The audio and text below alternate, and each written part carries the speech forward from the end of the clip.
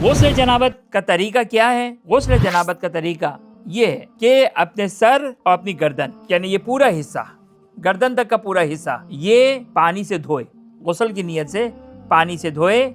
Sir और गर्दन को धोने के बाद अगर शावर के नीचे शावर से धो रहा है, शावर से गुस्ल कर रहा है, तो एक लम्हे के लिए डिस्कनेक्ट करें या नल बंद करें या अपने आप को जो है वो शावर से जो वो अलग करें, शावर से अलग करें। डिस्कनेक्ट होना चाहिए सर और गर्दन के बाद। सर और गर्दन धोने के बाद आप जो बाकी बदन है, एहतियात ये है, एहतियात मुस्तहब, कि आप पहले अपने बदन का राइट पार्ट, राइट हिस्सा, सीधा हिस्सा धोएं। सर और गर्दन के बाद पूरा सीधा हिस्सा, कंधे से लेकर पैरों के टो, उंगलियों तक। अच्छा, जाहिर है दाएं तरफ धोने का मतलब ये नहीं कि बिल्कुल आप जो वो बिल्कुल ये हिस्सा गीला नहीं होना चाहिए, नहीं, गीला हो लेकिन गुस्ल की नियत आपका राइट धोने की है। राइट धोने के बाद, सीधा धोने के बाद उल्टा।